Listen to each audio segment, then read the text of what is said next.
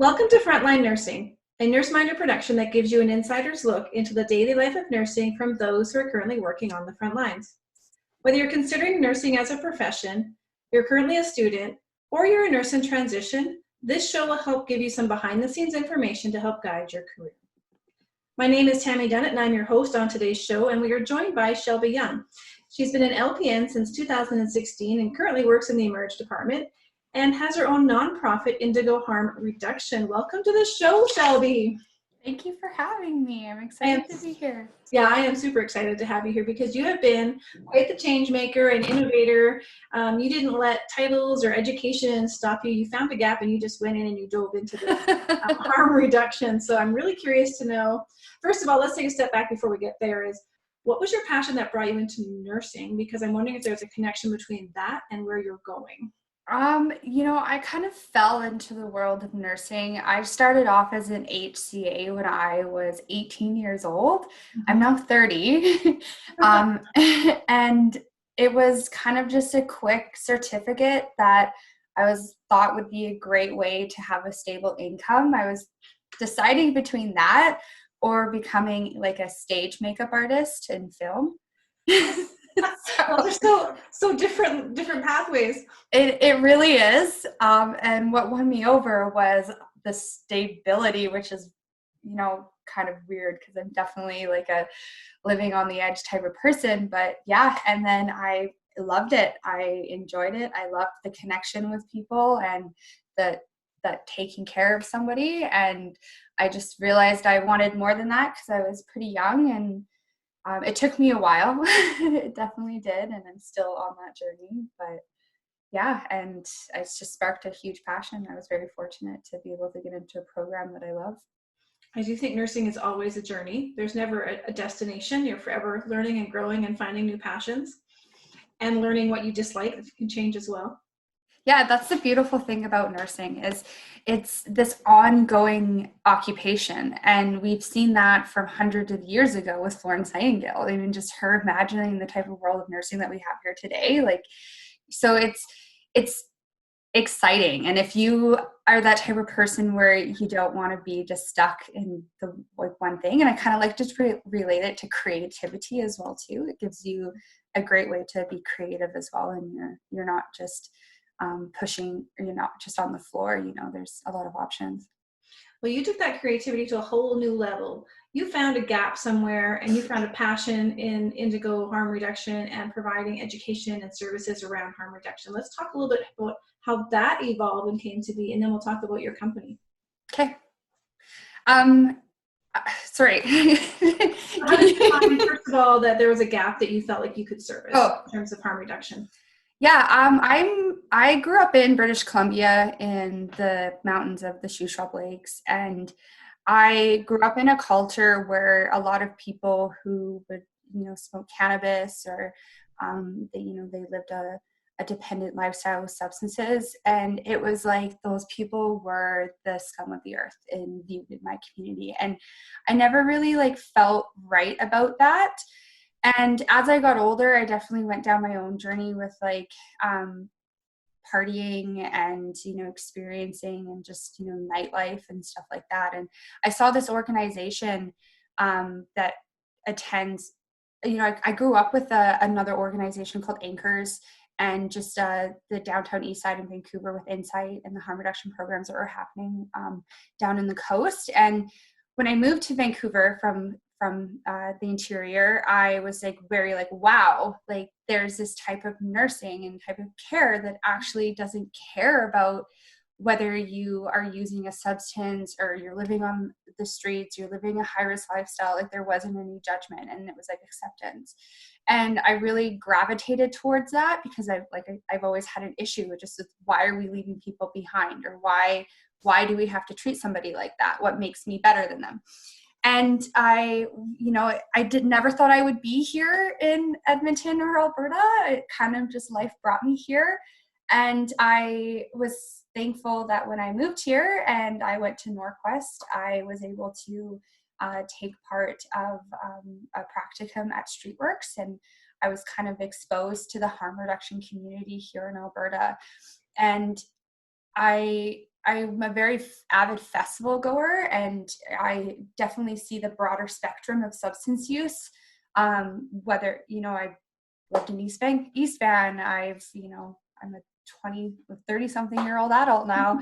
And, I always saw that you could have I don't want to say positive, but, non-problematic use with substances. And I thought that it was very weird that we didn't provide support and education and information to people who were still consuming, but not to the depth of dependency. And why don't we have programs like that? And Anchors and the Kootenays supports Shambhala Music Festival, and they created this amazing program that we've seen flourish in British Columbia in regards to event harm reduction or festival health and substance testing and stuff like that. So when I did my practicum, I was kind of just had this idea, I was always talking about the harm reduction at Shambhala, and a lot of the other nurses and work employees there also attended festivals. So it was really neat to connect with people and talk about ways like that. And then I started floor nursing, and I just saw a real lack in the community. My boyfriend's a DJ and producer, so we're out there in the scene, and I really see it firsthand. I'm a person with lived experience, and I'm seeing my friends and my family die, and they're not consuming very heavily, but they didn't deserve that because they were being I don't want to say they didn't deserve that. And I wanted to change that because I wanted to bring an organization and honest and real education information that people would absorb, because a lot of what I see in the brinks of harm reduction trying to reach people outside of really high risk lifestyles is I wanted to be able to make sure that they had prevalent information that they know that they need. Mm-hmm. Because that's tricky with the demographics that we serve is they're kind of naive in the fact that, oh, I don't need this. Yeah. I don't, so I just saw this and I jumped on it. I actually launched Indigo way too soon. Well, you just took your passion and ran with it. And I remember actually, it wasn't long after you graduated that you were already doing education in the bars about Narcan and naloxone use. Yeah, it was about a year. Yeah. I worked in med-surg, and I was I'm miserable. Excuse me. I mean, I love nursing. Don't get me wrong. My skills are amazing. I'm very thankful for that. And still to this day, it's why I like to keep a clinical position. But yeah, I was just, really embrace this license or this mentality of a nurse. And, I learned from the best, I think, and you guys really taught me in scoping out something in our community that needs to change. I remember a project actually that we did on health need. Mm-hmm. And it kind of it reminded me of this project. I looked at Indigo as a project. That's and cool. Yeah, so yeah. You actually mentioned quite a few things in there I wanted to come and circle back to. One was the overarching umbrella and belief in social justice. Sorry, say what? Was the belief in social justice, right? So that these people who are using, they shouldn't be treated any differently. They should still have access to information.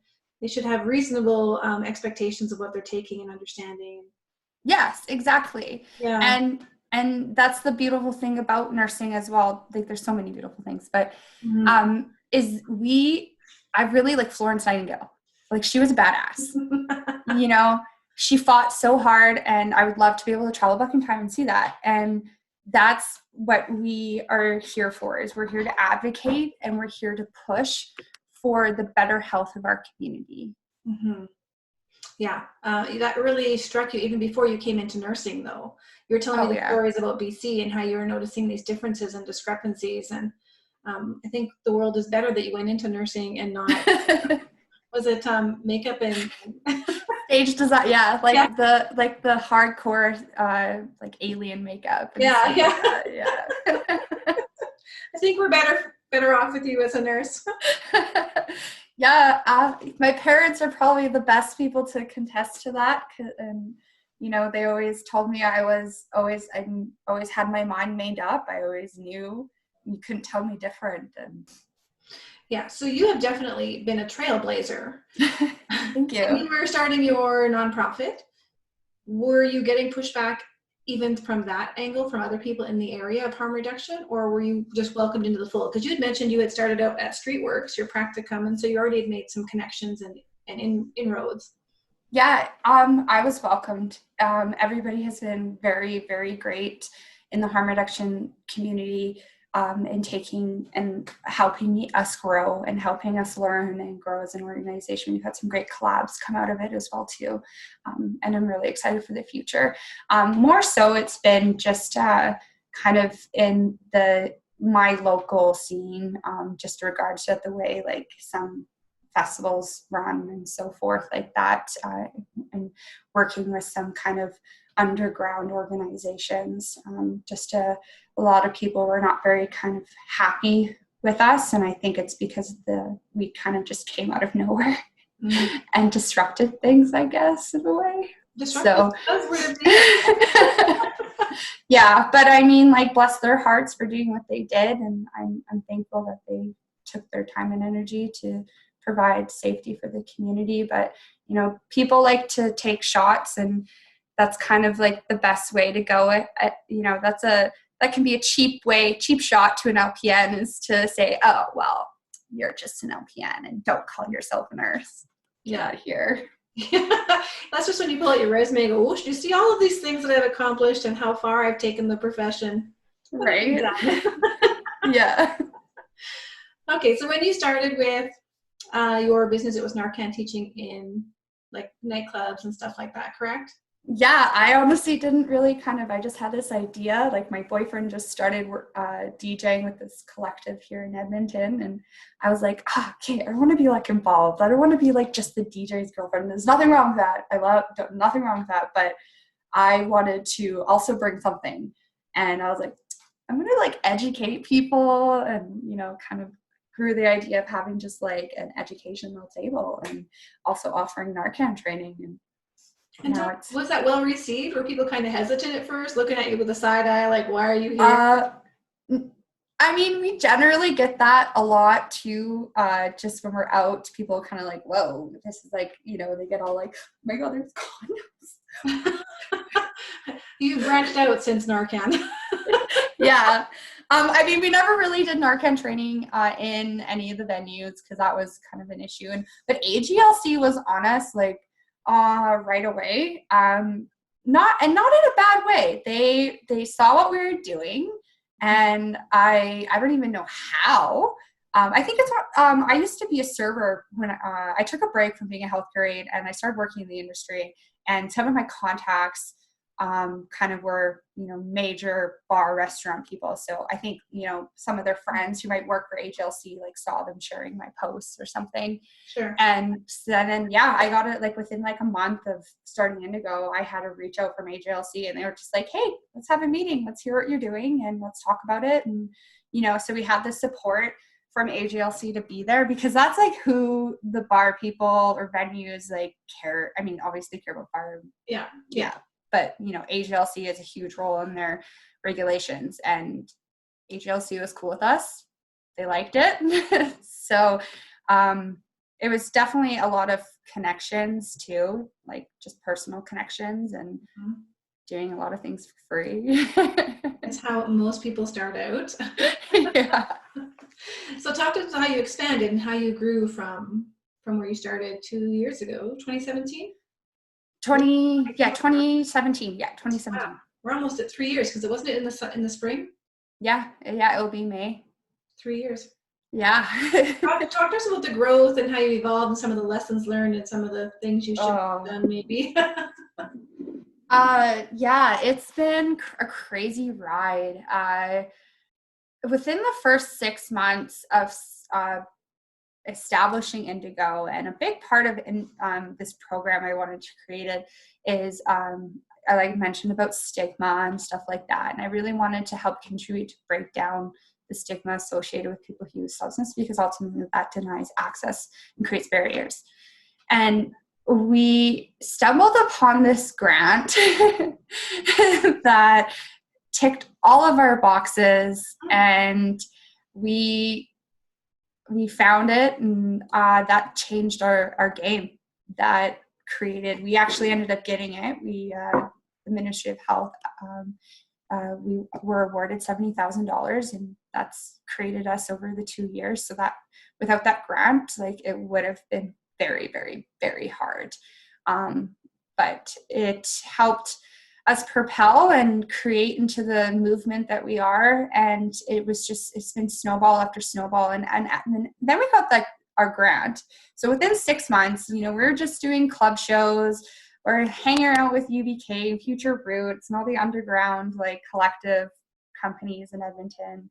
And then and I've had training, I've had training sessions and we had I think in the first 3 months we had 40 volunteers. So That's amazing. You could tell it was really, really needed, because just how much the community was yes, we need this. The support and the amount of people who wanted to get involved was just it was blossomed. And and same with the festivals and events here in Alberta as well too. They started to notice us. We were able to build some really great marketing programs and communication plans, which helped us reach potential clients. And sorry, I'm rambling. No, you're doing great. You're taking me through the journey, and I'm actually sitting here thinking, wow, look at you and all these business terms, marketing plans, and all this kind of stuff. You have grown into such a leader in the industry of harm reduction, but as an LPN as well. And some others can look up to and go, wow, if she can do that, if she could just branch off on her passion and make something work, what's going to stop me?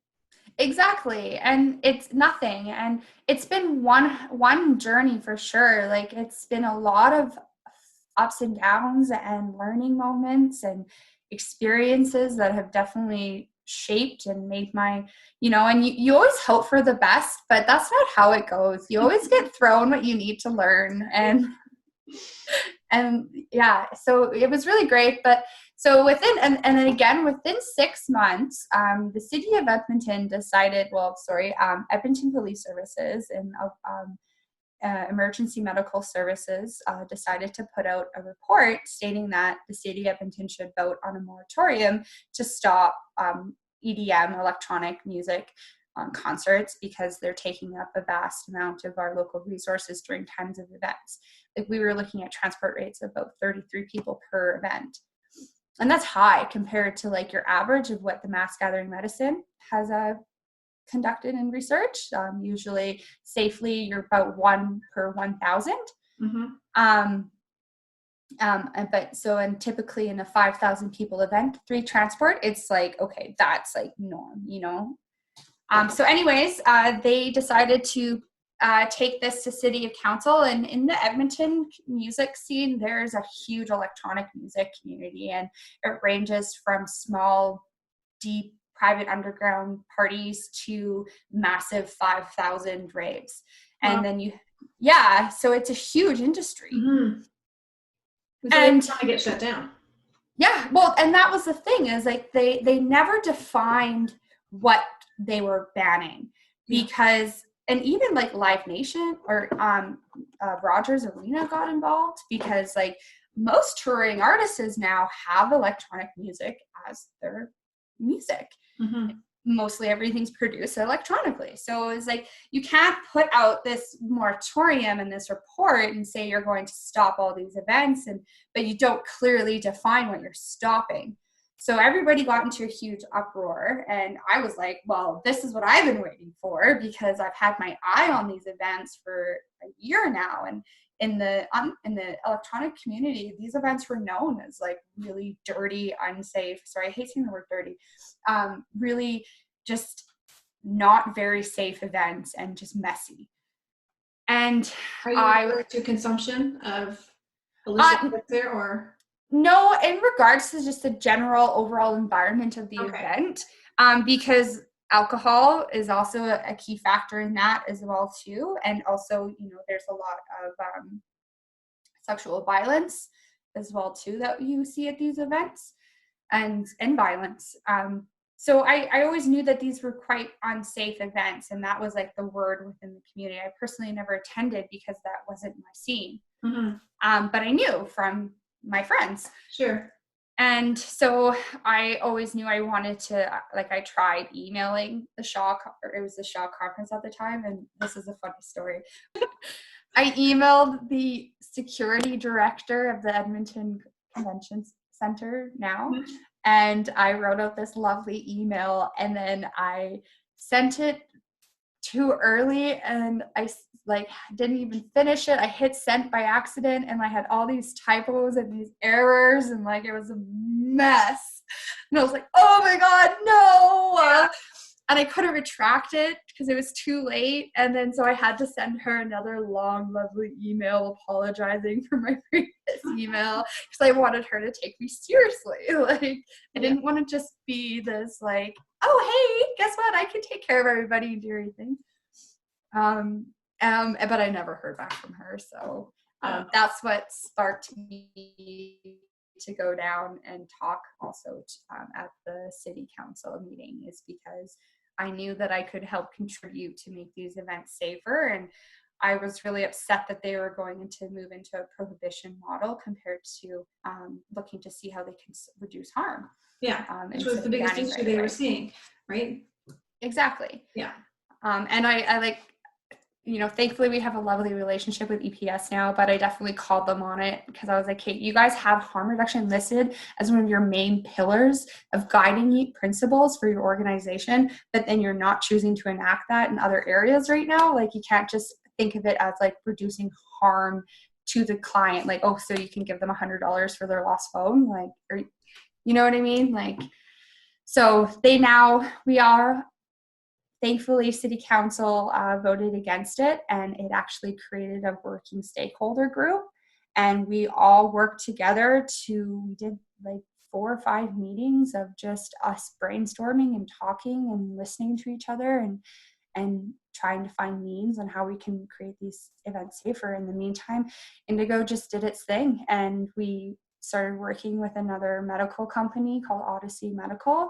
They're amazing folks. Dr. Adam Lund, he is the national medical director. He is very involved in mass gathering medicine, specifically out of UBC. Does he have a military background? I don't think so, but he is. Yeah, he is originally trained in Alberta, and Edmonton, and Calgary. So all the docs I work with know him, and he has some great work out there. They've really have helped us grow as an organization. I'm very thankful for the support and how we align as 2 organizations. So we started, because Odyssey really takes the Shambhala Music Festival method, where they have doctors, nurses, RPNs on site. They have it's like an on-site hospital. And they've really taken that and have now made that the standard of care for event medicine in North America, really. Yeah, and we're joining them on that journey by creating the type of, we like to refer to as festival health, or event harm reduction or risk reduction.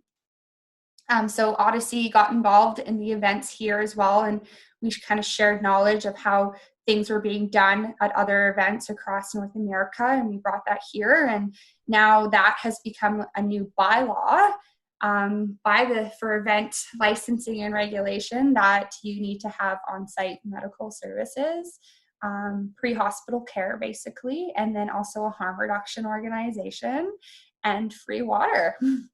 Girl, you need your superhero suit. You're changing the world.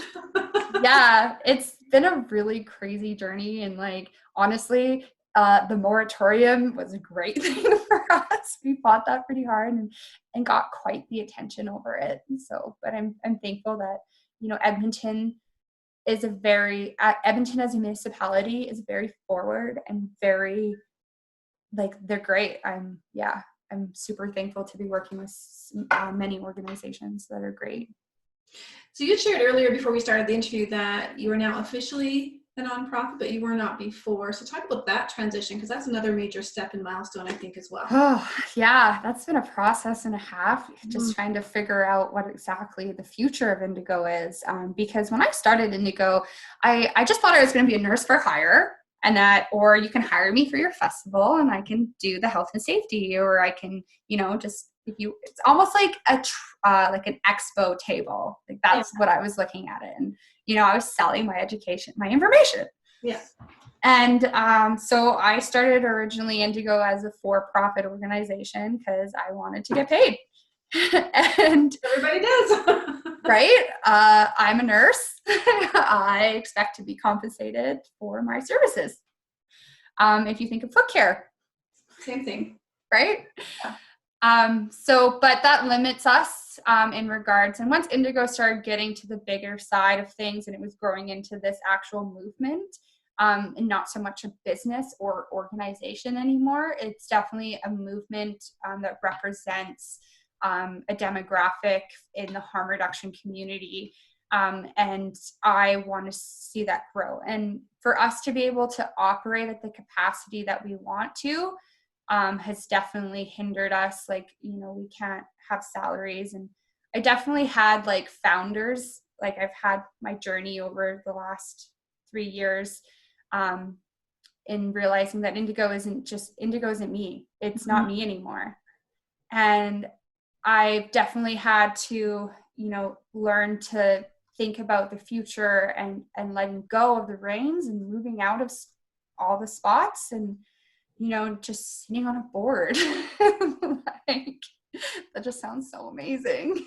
It does sound like a process though as well. I mean, I can connect with that idea. Like, this was your idea and you thought it was going to be you and this is going to be your future. And now you have this massive following, and I don't know how many volunteers you have now, but I know it's a lot.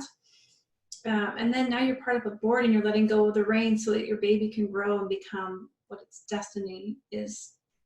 Exactly. And I'm ready for it. Like, I have sacrificed so much of my personal time and space and money. Like, Indigo, definitely, I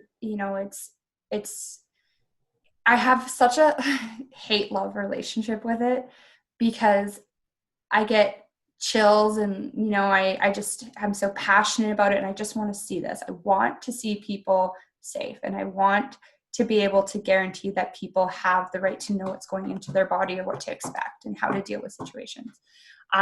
But I've sacrificed a lot of my personal time. Like, I don't go camping with my family. I am putting my paychecks right back into Indigo.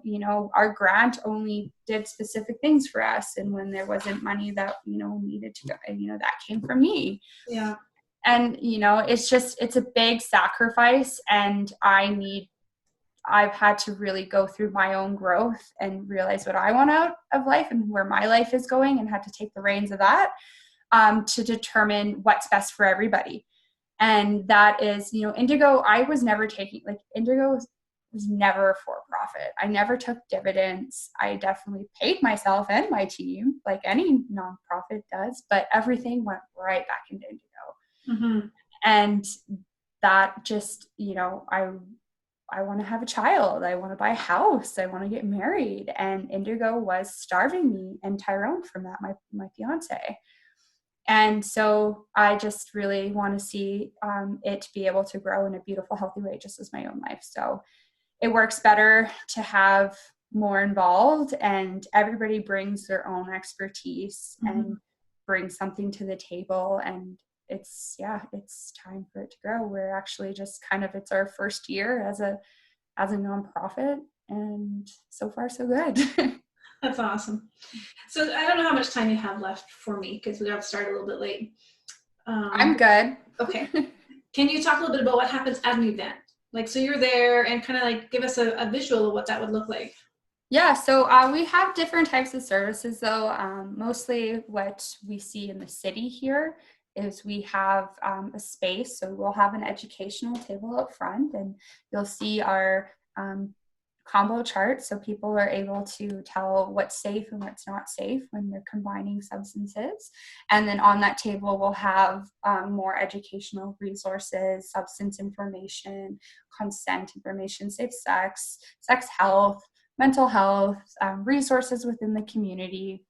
And then we have volunteers that or team members, I like to say, because we definitely compensate them. They get to also enjoy the event as well. It's been a little tricky with our one-day events, but that's a different story that we're trying to work out. So they're there hanging out, answering any questions, any information that they have. And then inside we have, then we'll have a safe space. And our safe space is staffed with team members who have backgrounds in crisis diversion or crisis support or mental health or peer support as well. We really like to encompass peer support because you can't be a part of the community if you don't have the community with you. Mm-hmm. And we provide a nice area for people to access if they're feeling overwhelmed, if they're having a hard time with friends, if they're too intoxicated, if they are in a crisis situation, that we can provide a safe space for other team members and personnel to come and access and create that environment for that person. And then we act as like a meeting space, or like if friends get lost, they can come and access. We charge people's phones. We give people who like are just need an extra bit of support while they're at the event and that they don't have the support there. And then we also actually act as a step down from main medical as well too. So we provide, if somebody's medically cleared, but they're just not stable enough to be moved in the event, or like we're trying to find them a ride home, or they just need to like lay down and their friends are out in the crowd, and you know, we try and connect. We do have nurses obviously on team too. And then we also provide support in the main medical space as well. So if there's a patron that's not doing so great and they need extra hands to support their friends or family, or that type of situation, then we provide support there as well too. At other types of festivals, mostly outside of the city, we provide substance checking as well. So when we have, it would be like it would be separate spaces, and then we have an educational table and then a private off area that people are allowed to access and find out what's in their substances if it's safe. So we have numerous technologies that we use. We use reagent testing, which is a chemical that will tell you the presence. It's not the greatest because it is no guarantee. It just tells you the present is there. And we also use mass spectrometers. So we recently had probably in this fall, we had a FTIR Alpha 2 purchased for us. So we now have our own mass spectrometer. Before, we would work with other organizations from British Columbia to come out and provide the FTIR service. Wow. Yeah, so that's actually a whole nother conversation when it comes to substance checking. Yeah, so you're checking for the presence of like what, cocaine and fentanyl and... Yeah, so because there's no it's kind of quality control on the illicit market, people will put whatever they feel like in the substance. Yes. And so a lot of those adulterants are very deadly and very dangerous to your body. So basically, we're telling that person if there's any adulterants in their substance and confirming that it's what they believe it is. So yeah, we get a lot of substances like cocaine, acid, ketamine, MDMA. Those are the big ones that we see. MDMA, like you should see some of the stuff that is out there in these substances. It's very disturbing. And once you start seeing it firsthand, you're like, whoa. And so when they get it checked, are they just wanting to confirm, yeah, I paid this guy some money for fentanyl. Is this really fentanyl? And then they still consume it? Or are they going, oh, thanks for saving me. I had no idea that this was even tainted. Yeah, exactly. We don't like to frame it like that. So sorry. Beat the label. Yeah, we have to be very careful with our language. No, we are actually allowing somebody to know what they're consuming into their body safely. Okay. And the way I like to talk about substance checking in itself is that it's a hook. Because the main message and the main importance of that meeting with that person in that moment is that we're providing them with the right knowledge and practices to make sure that they make it home safely. And that is, substance checking is the exciting, fun thing and the sparkly thing. But then we like pound them with messages, and we make sure that they know where medical is, and they make sure they know their substances, and we make sure that they understand like what substance, like, you know, provide them with education information on how to stay safe. But we do see, like, yeah, if somebody gets something that's dangerous or they don't know what it is, they discard it safely. Mm-hmm. And then that person does not consume that substance. Yeah. So you got two focuses there. Yeah. That's yeah. Awesome. Yeah, that's a whole another conversation, but we're definitely stay tuned, because there will be things coming from us in the next 6 months or so in regards to a new foundation that's starting in Alberta. Very exciting. Yeah. That's cool. So with that, maybe I will, we'll move on to the emergency side of nursing and kind of make the connection. Did you pick emergency because there's still a connection to that population and it's still part of the front line, or is it just kind of found you just like this did? Well, emergency and harm reduction have always been kind of like where I wanted to be as a nurse. Harm reduction came first, and then the opportunity of emergency came with Indigo, because the beautiful thing about emergency nursing as well is that seems to be my tagline. Emergency nursing really kind of found me. I kind of gave up on it because I was in medicine and I was not very happy with the type of nursing I was doing. Indigo started, but like I still love the clinical aspect of nursing. So I would stay casual with medicine, and I still needed a strong paycheck. Yeah, entrepreneurs do. Right? And through Indigo, through Odyssey Medical, I met a doctor here in Edmonton who worked at my hospital. And I was like, oh my God, I've always wanted to work in emergency. Like, I'm in medicine, help me. And yeah, he connected me with one of the managers of my current unit. And she arranged an interview, and I was able to woo her. I don't think that would have taken much. You're an amazing person to begin with, so. Yeah. And that kind of sparked that passion again, because I never thought, when I was working in med, I was like, oh my God, there's emergency posting, and I would apply, and I never got it. And then I just started following my own path, and eventually it came into my lap. And it's been great too, because like in emergency, yeah, we do get to see a lot of situations that require some harm reduction education information. And like, I'm known in the department as like a harm reduction nurse. Yeah, you get all those patients. Yeah, and it's great because, like, you know, I actually am very fortunate to, like, my colleagues definitely they're great nurses. I mean, I'm very fortunate.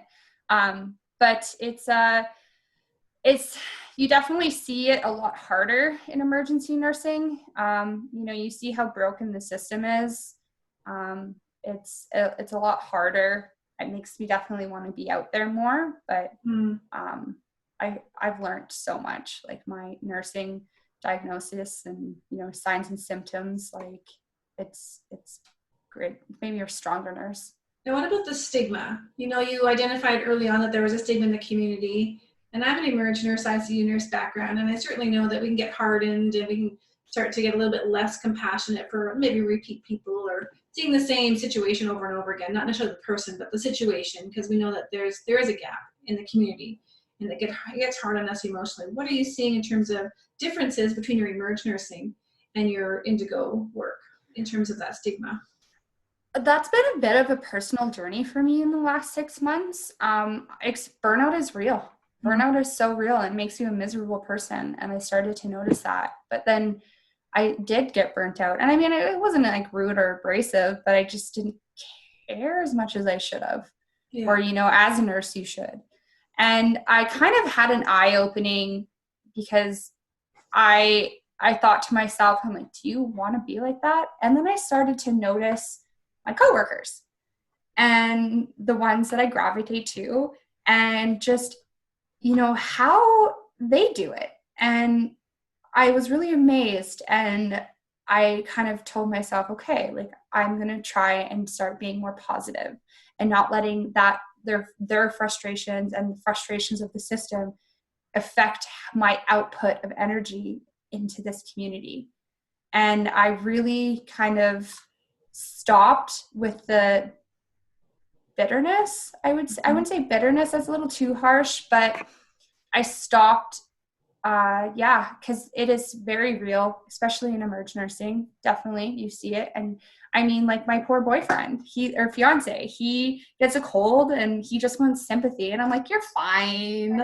You're okay. Take some Tylenol, babe. Like, you know, because I'm used to my type of like worry, like, you know, what I see at work is definitely hardened me for sure. Yeah. But do you find anything in particular regarding the population that requires services that Indigo provides, the education, the drug use? Do you find that there's a different approach in emerge? Burdened with that, or is your presence there keeping them soft and more connected? Well, I mean, we have to remember Indigo's demographics are usually our 18 to 35 years old who, you know, they may or may not have a safe home. Like, you know, generally the demographics that we serve have enough income to have a roof over their head, and they're not accessing the emergency room as, you know, shelter or accessing shelters. But mind you, they might. Like, I can't not say that, but majority, I would be safe to say, definitely have a comfy lifestyle. So it is interesting when we do see that type of demographics come in, and it's kind of, you know, it's 50-50. Like, you see some nurses who are like, why would they do that? That's so stupid. Like, you know, I don't really see that a lot, but maybe it's the type of who I surround myself with at work. But, and then you do have the other like compassionate side. Oh my God, they're so young. Like, oh, like I can't believe this happened to them, and stuff like that. So it's hard. And I definitely try to make sure that my presence brings like, you know, an understanding of people's struggles and issues when it comes to substance use. Especially because my department, we don't really get like the heavy stuff. We're not a trauma center. All our staff would, you know, mostly be like GHB intoxication, or an opiate overdose, or, you know, a low level serotonin syndrome, or, you know, low level polysubstance. And then, you know, but so we definitely do see a lot of GHB, and yeah, it's interesting. I try to bring that bubble that, you know, and people definitely know to watch their language around me, because I will, you know, will call them out. Passionate about, making sure they get that social justice. Yeah, exactly. But I definitely, you know, live in a bubble for sure. I choose. Good. Yeah, you know, and to have a healthy work relationship, you need to make sure that you're surrounding yourself with people who add to your work, not make you miserable. Yeah. Do you have any advice for people who are thinking about getting into a nonprofit? You know, I think there's a lot of people who are passionate about a population that they want to serve, and a nonprofit might just be something that they could consider. Do your research. Do your research. There's a lot of great help here in Edmonton for nonprofits and starting up a nonprofit, and being able to build your bylaws and your paperwork and registering and building a board. You know, it's definitely some selfless work. It requires a lot of work, especially when you are starting something from ground zero. You don't realize how much work actually goes into making those messages and building and learning, but you know, it's worth it in the end. Like it really is. There's a good reason why you don't know, right? Because once you make the decision, like you found something you wanted to do, you made the decision, you didn't know the path. Yeah. You made a decision. And I was just talking about this the other day in my Conquer Conflict group, is that when you make a decision, you're saying no to every other possibility, right? You decided you were going to do harm reduction, which meant you were saying no to all these other potential things to do. You didn't know it was going to take you to a nonprofit. And I think when you find something you're passionate about, you just decide, the journey just evolves, as you have explained so eloquently in this interview, that, you know, the first 6 months you didn't know what you were doing, you just started, and then AGLC reached out to you, and then the other agency, I can't remember the name now, that you work. The Ministry of Health. Odyssey? Oh, Odyssey. Yeah. Sorry. And the Minister of Health. Right, so the journey just evolved, but you always knew where you were going. You just didn't know how you were getting there, and there's a good reason you don't know the work, because if you knew the work, you would have never started the journey. Yeah. It's overwhelming. 100%. And I take such special spots for like new nurses, because I feel like nursing can be very institutionalized. Mm-hmm. And it's always great to remind people that you definitely don't have to follow the path. You don't have to do this box of nursing that you are told to do. And I really want to empower others to be able to find their nursing voice and see where they can add into the community, and don't always feel like you're going to be stuck on the floor. Mm-hmm. Well, I think you definitely have opened a lot of eyes to different opportunities and ways that they can still use their knowledge and serve the community that they want to serve. So thank you so much for being on Frontline Nursing today, Shelby. Thank you for having me. You're welcome. And so for those who are listening and want to get some more information, be sure to head over to NurseMinder.com and click on the link Frontline Nursing. You can become a member and you'll get access to all sorts of extra bonus content. And I look forward to seeing you there.